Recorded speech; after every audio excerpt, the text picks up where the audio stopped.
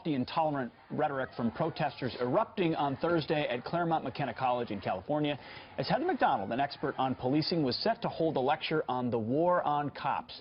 Police had to shut down the event before she could even finish speaking. Heather is the author of The War on Cops, How the New Attack on Law and Order Makes Everyone Less Safe, and she joins us right now. Good to have you here, unfortunately, under these circumstances. Yeah. What happened?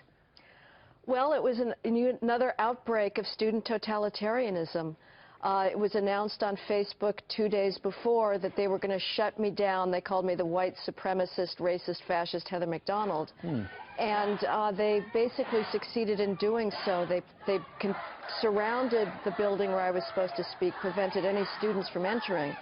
So the real issue is not only are they shutting me down, but they are using brute force to prevent other people from hearing a point of view that is basically not allowed on campuses. What was your point of view? What was so outrageous that they shut you down? Right.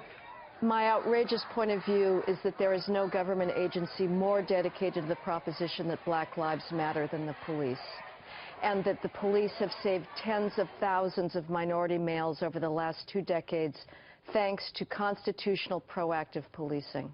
And that sounds like a very, what was it, fascist, nationalist? White supremacist, nationalist. Of course. And so your idea is that our cops protect people, white or black, it doesn't matter. Did you have a chance to interact with any protesters? What would you say to them if you did?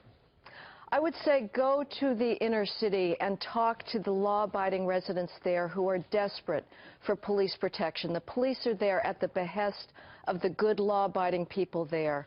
These kids have no experience of gun violence.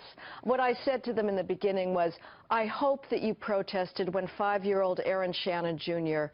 was gunned down in his Spider-Man costume in South Central LA on Halloween by a Kitchen Crips gangbanger. Did you protest that Black Lives Matter then, or when Tyshawn Lee was lured into an alley in Chicago, 9-year-old boy with the promise of candy, and assassinated in cold blood by a gangbanger? They're clueless about the degree of dysfunction.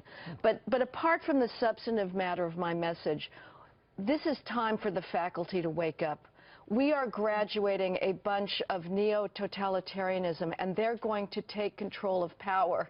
Yeah. And they are shut other people down. Firmly convinced that a certain point of view is a form of violence, and that they are therefore entitled to use violence to shut it down. In the face of facts. In the face of facts, right. They always say to me, where do you get your facts? My answer is the Bureau of Justice Statistics, the nation's premier data gathering agency, and the Justice Department. Right. But they have been, the discussion about inner city crime has been so taboo that these kids actually don't know it. And for that I blame the faculty, because their view of the unacceptability of free speech and their own victimhood comes from the faculty. Well, Heather, we hear your message this morning, and our audience hears your message, and we're grateful that you came here to I hope parents do as well. Thank you.